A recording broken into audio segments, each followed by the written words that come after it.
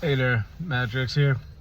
Straight to it. So, yeah, if you're hardcore in the gaming community or the Xbox and PlayStation community, whether you were looking for bad news or good news, they could have addressed that in the tweet. I don't care what nobody say. I'm not here to bitch about who and how it should have been projected, but like I could have said, they didn't have to do no 20-minute video talking about what they planned on doing with the 4 titles going over to Xbox.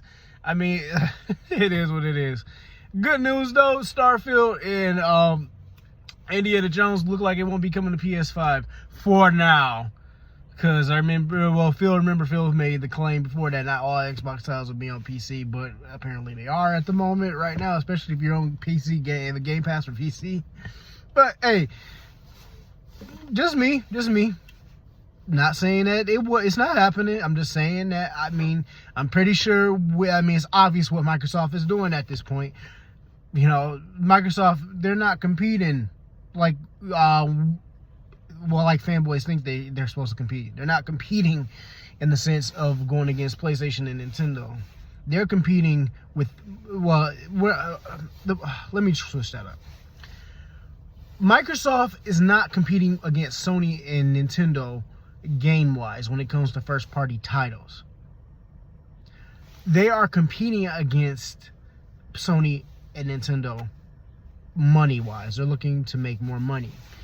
And how they're going to do it, they're going to branch out and put their games on other platforms if they have to in order to make more money. Like I said, Microsoft, they're probably one of the most rich, they probably worth more, well, I know they damn sure worth a lot more than Sony. As far as Nintendo goes, I'm not sure. I don't have time to do research on it. You know, you can do that and correct that in the comments. Don't really give a shit right now. But overall, the point I'm trying to make is that Xbox, they're dishing out in a different way. They're moving in a different direction. I said it on the podcast several times.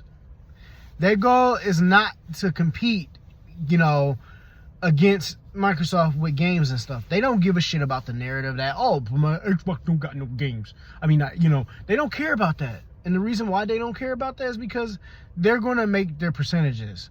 They're going to do what they think is best for them. And they found another way.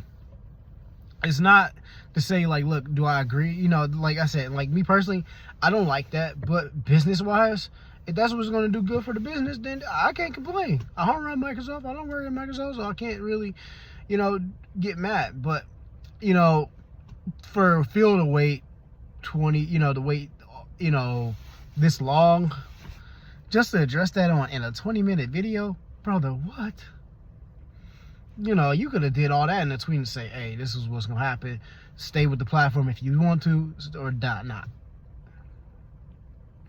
I'm not here to talk about fanboy stuff. I don't care about fanboy stuff because it's just assholes with egos fighting each other. Okay, I probably shouldn't have called them assholes. But it's just people with egos, big egos, fighting, against one another. And, what can you say, man? This needs to be a reminder for all of us. Even like with the news with PlayStation that we got this week. They don't give a fuck about us. They only care about our money. They want our money. Our money means more. So might do stuff in favor of for us at some points in life, but man, nah. They gonna do, like I said in the last video, they gonna do what's best for the business before they ever do what they think is best for us, what we want.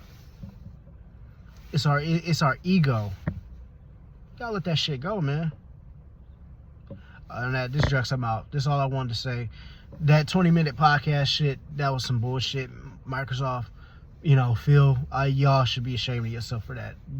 Hell, y'all could have sent out a fucking email if that mattered to some Xbox customers. But man, all I'm saying is that we just gamers by the end of the day. We just the consumers. Nothing else. That's all I say. This Drex, I'm out. Peace.